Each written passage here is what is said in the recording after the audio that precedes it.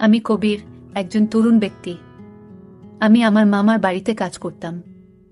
আমার মামা তার স্ত্রীকে খুশি করতে পারতেন না, ফলে আমার মামি আমাকে তার ঘরে ডাকতেন।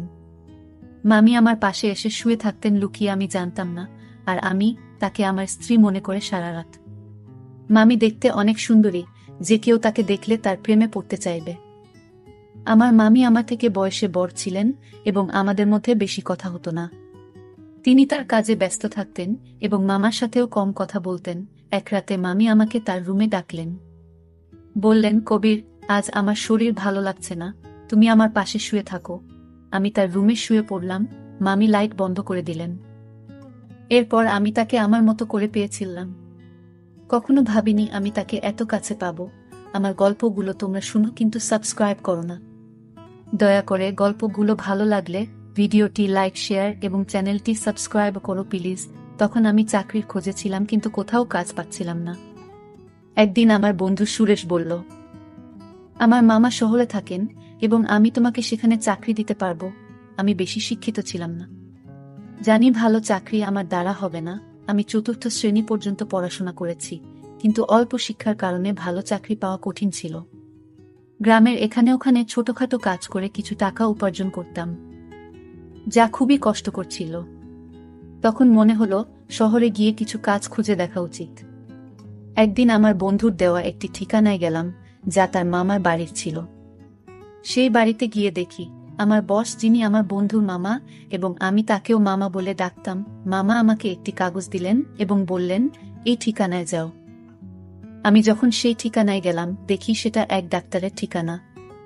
মামা বললেন, তিনি আমার বন্ধু, তিনি তোমার কিছু পরীক্ষা করবেন। যদি পরীক্ষাগুলো ভালো হয় তাহলে তোমাকে চাকরি দেব।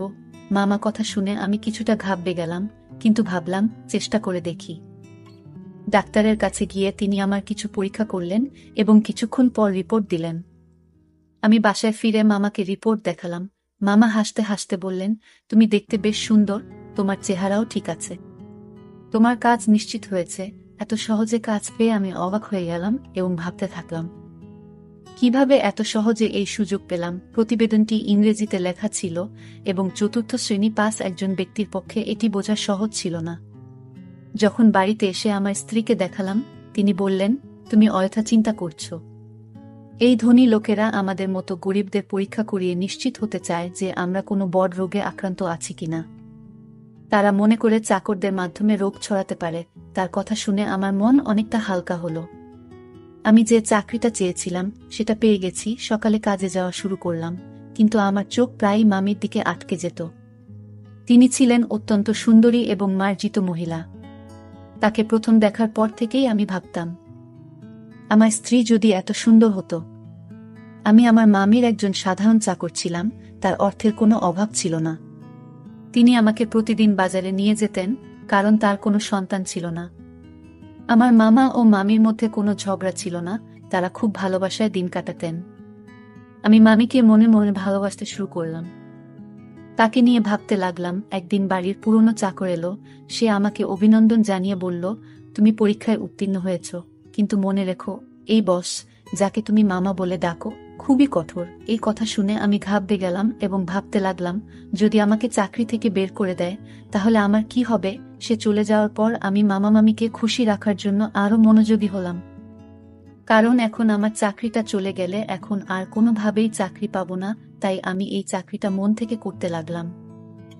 মামা বেশিরভাগ সময় বাড়ির বাইরে থাকত। আমার মামি একদিন আমাকে তার রুমে ডেকে বললেন, তুমি খুবই অল্প বয়সী, পরিষ্কার পরিচ্ছন্নতার খেয়াল রাখো। আমি এমন একজন চাকর পছন্দ করি যে তার মনিবের মতো পোশাক পরে। এই বলে মামি আমার হাতে কিছু টাকা দিলেন এবং বললেন, এই টাকা থেকে বেতন ছাড়া নিজের জন্য খরচ করো। আমি খুশি হয়ে গেলাম এবং এই বিষয়টি আমার স্ত্রীকে বললাম না, কারণ আমিও আমার মামিকে খুব পছন্দ করতাম। আমি স্বপ্ন দেখতে শুরু করলাম যে মামির অভিব্যক্তি দেখে মনে হতো তিনি খুশি নন। তার কোনো সন্তান ছিল না, তাই মনে হতো মামা তাকে খুশি করতে পারছেন না। আমি মামিকে খুশি করতে চেয়েছিলাম। মামির দেওয়া টাকা নিয়ে পরের দিনই একটা মার্কেটে গিয়ে কিছু নতুন জামা কাপড় কিনলাম। আমাকে দেখে মামি বললেন, আজ তোকে খুব সুন্দর লাগছে, সবসময় এমনই থেকো। আমি লজ্জা পেয়ে চোখ নামিয়ে নিলাম। আসলে আমার বিয়ে হয়েছে মাত্র 3 বছর। কিন্তু আমার স্ত্রী মামির মতো সুন্দরী ছিলেন না। বিয়ের 2 বছর পরই আমাদের সন্তান নিউমোনিয়া হয় এবং সে পৃথিবী থেকে চলে যান। এরপর আমার স্ত্রী সারাক্ষণ দুঃখে কান্নাকাটি করত, কিন্তু আমি একজন পুরুষ এবং আমারও কিছু প্রয়োজন ছিল। আমি চাইতাম আমাদের আরেকটা সন্তান হোক, কিন্তু আমার স্ত্রী সন্তানের নাম শুনলেই বিরক্ত হয়ে যেতেন। তিনি সবসময় আমার থেকে দূরে থাকতেন। আমার মামিকে দেখে আমার মনোভাব বদলাতে শুরু করেছিল। মামা মামির বিয়ে হয়েছে 1 বছর হয়ে গেছে, কিন্তু তাদের কোনো সন্তান নেই। মামা সবসময় তার ব্যবসায় ব্যস্ত থাকতেন, আর মামি ফ্যাশন ও পার্টিতে মগ্ন থাকতেন। আমার মামিকে দেখে মনে হতো তিনি আমাকে পছন্দ করতে শুরু করেছেন। আমি প্রায় সিনেমা এবং নাটকে প্রেমের কাহিনী দেখতাম এবং কল্পনা করতাম। মামি আমার কাছে এসে বলবেন, আমি তোমার প্রেমে পড়েছি। এক রাতে যখন আমি ঘুমাচ্ছিলাম, মনে হলো আমার পাশে কেউ আছে। মামি ছিলেন খুবই সুন্দরী এবং তার দেহ আকর্ষণীয় ছিল। আমার স্ত্রী আমাদের সন্তান হারানোর দুঃখে নিজের শরীরকে অবহেলা করেছিলেন। কোনো যত্ন নিত না, তাই সে শুকিয়ে কাঠ হয়ে গেছে। আমার মতো একজন গরিব মানুষ যখন ভাবতাম আমি কি করে চাকরের মতো জীবন কাটাবো, তখন মামিকে আমার স্ত্রী ভেবে সারা রাত উপভোগ করতাম। মামি আমার দিকে তাকিয়ে মৃদু হাসতেন। আমি আমার মামির সান্নিধ্য উপভোগ করতে শুরু করলাম। কাজ করার সময় মামি আমাকে ডেকেই যে কোনো কাজ দিতেন, আর আমি তা সঠিকভাবে করে দিতাম যেন কোনো অভিযোগের সুযোগ না থাকে। মামি সবসময় আমার প্রশংসা করতেন, আর আমি সততার সাথে আমার কাজ চালিয়ে যাচ্ছিলাম। একদিন মামির শরীর খারাপ হলে আমি তাকে হাসপাতালে নিয়ে যাই এবং মামাকে ফোন করে জানাই। এরপর মামা হাসি মুখে আমাদের সবার জন্য মিষ্টি আনলেন। এরা দেখে আমি খুব খুশি হয়েছিলাম, কিন্তু সেই দিন থেকে মামির আচরণ বদলে গেল। তিনি আমার দিকে অদ্ভুতভাবে তাকাতে লাগলেন এবং বাইরে যাওয়া কমিয়ে দিলেন। ফলে এখন শুধুমাত্র মামির সঙ্গেই আমার দেখা হয় কম। কিছুদিন ধরে আমার মন মেজাজ খারাপ ছিল, কারণ আমি মামির সান্নিধ্যে অভ্যস্ত হয়ে পড়েছিলাম। আমার মনে হয়েছিল আমি হয়তো মামির প্রতি আসক্ত হয়ে পড়েছি। তবে আমার কাজ চালিয়ে যেতে লাগলাম। সময় চলে গেল এবং অবশেষে সেই দিন এল যখন মামি একটি সন্তানের জন্ম দিতে চলেছিলেন। কিন্তু মামা আর আগের মতো খুশি ছিলেন না। তিনি সবসময় চিন্তিত থাকতেন। আমি ভাবতে লাগলাম, মামা কেন খুশি ছিলেন না? আমি যখন বাবা হলাম তখন আনন্দে উঠছিলাম, কিন্তু আমার মামাকে খুব চিন্তিত দেখাচ্ছিল, যেন কোনো বড় বিপর্যয় আসন্ন। এক রাতে মামা আমাকে তার ঘরে ডেকে বললেন, এই ব্যাগ নাও। যদি আজ রাতে আমার স্ত্রী সন্তান জন্ম দেয়, তবে এই ব্যাগটি ব্যবহার করো এবং শিশুটিকে গোপনে সরিয়ে ফেলো।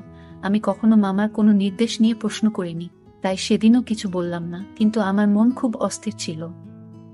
বারবার ভাবছিলাম, কেন মামা তার সন্তানের জীবন নিতে চাইছেন? রাত গভীর হলে মামি ঘুমিয়ে পড়লেন, তাই আমি গোপনে তার রুমে গেলাম। মামি তখন চোখ বন্ধ করেছিলেন।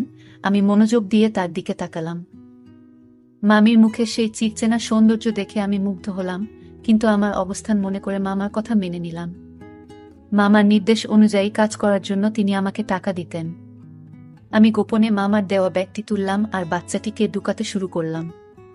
তখন মামি হঠাৎ আমার দিকে তাকিয়ে হাসলেন। আমি শিশুটিকে লুকিয়ে রাখছিলাম এবং মামি আমাকে দেখে বললেন, তুমি কি সত্যিই শিশুটিকে হত্যা করতে চাও?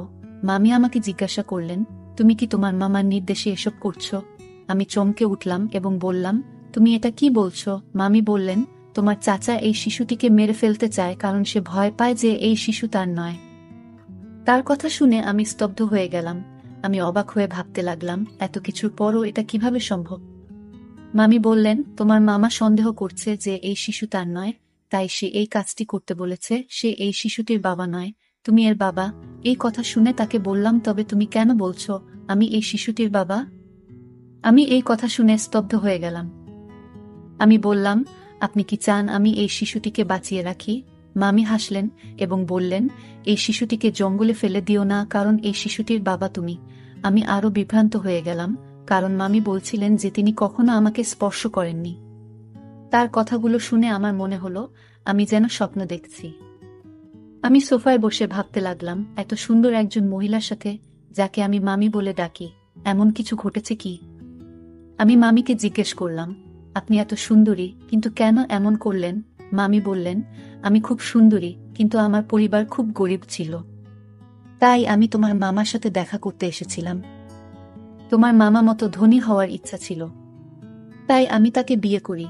আর সে আমাকে প্রস্তাব দেওয়ার সাথে সাথেই আমি তৎক্ষণাৎ হ্যাঁ বলেছিলাম, কারণ আমি ধনী হতে চেয়েছিলাম।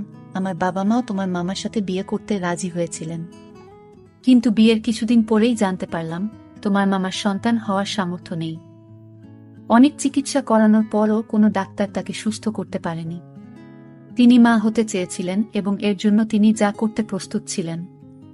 তারপর তিনি তার চাকরের মাধ্যমে একটি অদ্ভুত পরিকল্পনা তৈরি করেছিলেন, তাই তিনি সবসময় চাকরদের নিযোগের আগে পরীক্ষা করাতেন। তোমার চাচা তোমার মাধ্যমে তার পরিকল্পনা সফল করতে চেয়েছিলেন, মামি বললেন। এই শিশুটি তোমারই সন্তান এবং তিনি চান না যে এটি প্রকাশ্যে আসুক। তিনি জানতে চেয়েছিলেন তিনি বাবা হতে সক্ষম কিনা, তাই আমাকে চাকরের সাথে ঘুমাতে বলেছিলেন। মামির এই কথা শুনে আমি আরও হতবাক হয়ে গেলাম এবং কিছু বলতে পারলাম না। তিনি বলতে লাগলেন, তোমার মামা আমার জন্য অনেক চাকর নিয়োগ করেছিলেন, কিন্তু আমি যাকে ভালোবাসার যোগ্য মনে করতাম তাকেই গ্রহণ করতাম। আমরা অনেক চাকর বদল করেছি, কিন্তু তোমাকেই প্রথম উপযুক্ত মনে হয়েছিল। প্রথম দেখাতেই তোমার প্রতি আমার আকর্ষণ জন্মায়। আমি অবাক হয়ে বললাম, তুমি কখন আমার কাছে এসেছিলে? মামি হাসলেন এবং বললেন, তোমার মামা এমন পরিকল্পনা করেছেন যে তুমি বুঝতেও পারোনি। তুমি মনে করতে তুমি তোমার স্ত্রীর সাথে আছো, কিন্তু আসলে আমি ছিলাম। তোমার মামা রাতের আধারে আমাকে তোমার রুমে পাঠাতেন এবং তোমার স্ত্রীকে অন্য ঘরে অজ্ঞান করে রেখে দিতেন। তিনি নিজেই পাহারা দিতেন যাতে কেউ সন্দেহ না করে। মামি বললেন, আমি প্রথমে বাধ্য হয়ে এসেছিলাম, কিন্তু পরে তোমার প্রতি আকৃষ্ট হতে শুরু করলাম। তোমার কাছ থেকে যে সুখ পাচ্ছিলাম তা তোমার মামা কখনোই দিতে পারতেন না। সেই কারণেই আমি নিজেও তোমার প্রতি দুর্বল হয়ে পড়েছিলাম। তোমার মামা যখন এই পরিকল্পনা চালিয়ে যেতে লাগলেন, আমি নিজেও উপভোগ করতে শুরু করলাম। তিনি আমাকে তোমার কাছে বারবার পাঠাতে থাকলেন।